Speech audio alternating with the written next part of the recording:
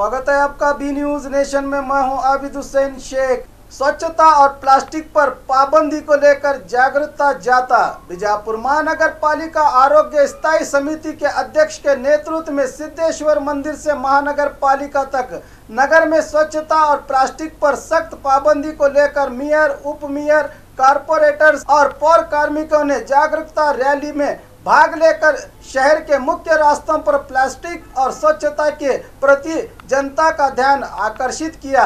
इस संदर्भ में पालिका कमिश्नर अवध राम ने मीडिया के सवाल पर कहा कि स्वच्छता अभियान ये योजना नहीं, हमारा कर्तव्य और जिम्मेदारी है।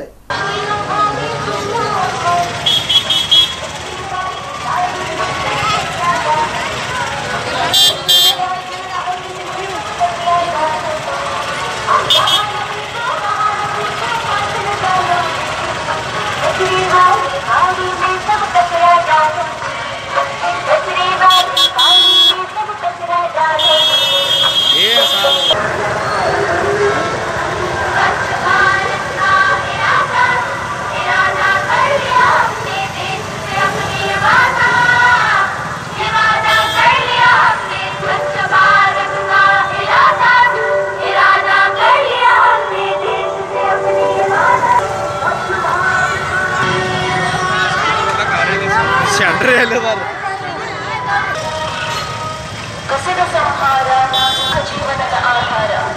ಸ್ವಚ್ಛತಾ ಆಂದೋಲನ ಕಸದ ನಿರ್ಮೂಲನ.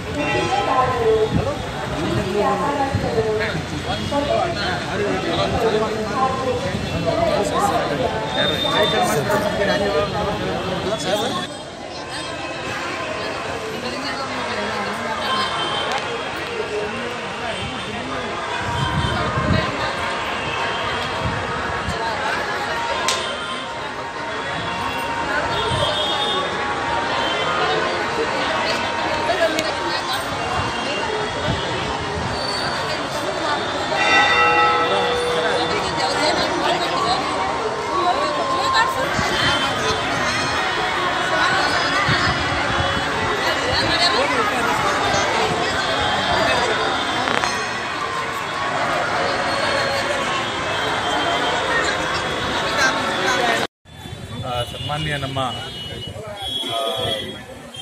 ಆರೋಗ್ಯ ಸ್ಥಾಯಿ ಸಮಿತಿಯ ಅಧ್ಯಕ್ಷರ ನೇತೃತ್ವದಲ್ಲಿ ಇಂದು ವಿಜಯಪುರ ನಗರದಲ್ಲಿ ಸ್ವಚ್ಛತೆಯನ್ನು ಕಾಪಾಡುವ ಸಲುವಾಗಿ ಮತ್ತು ಪ್ಲಾಸ್ಟಿಕ್ ನಿಷೇಧವನ್ನು ಪರಿಣಾಮಕಾರಿಯಾಗಿ ಜಾರಿಗೊಳಿಸುವ ಸಲುವಾಗಿ ನಮ್ಮ ಸನ್ಮಾನ್ಯ ಅಧ್ಯಕ್ಷರು ಹಾಗೂ ಉಳಿದ ಎಲ್ಲ ಗೌರವಾನ್ವಿತ ಸದಸ್ಯರ ನೇತೃತ್ವದಲ್ಲಿ ಪೂಜ್ಯ ಮಹಾಪೌರರ ಸೂಚನೆಯಂತೆ ನಮ್ಮೆಲ್ಲ ಅಧಿಕಾರಿಗಳು, ಸಿಬ್ಬಂದಿಗಳು ಎಲ್ಲ ಸೇರಿ ಒಂದು ಸ್ವಚ್ಛತಾ ಜಾಥವನ್ನು ಮತ್ತು ಅರಿವು ಕಾರ್ಯಕ್ರಮವನ್ನು ಮಾಡ್ತಾ ಇದ್ದೀವಿ.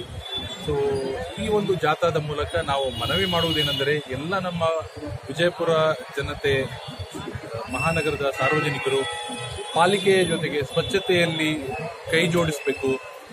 ಹಸಿ ಕಸ ಮತ್ತು ಒಣ ಕಸವನ್ನು ಬೇರ್ಪಡಿಸಿ ನಮಗೆ ಕೊಡಬೇಕು.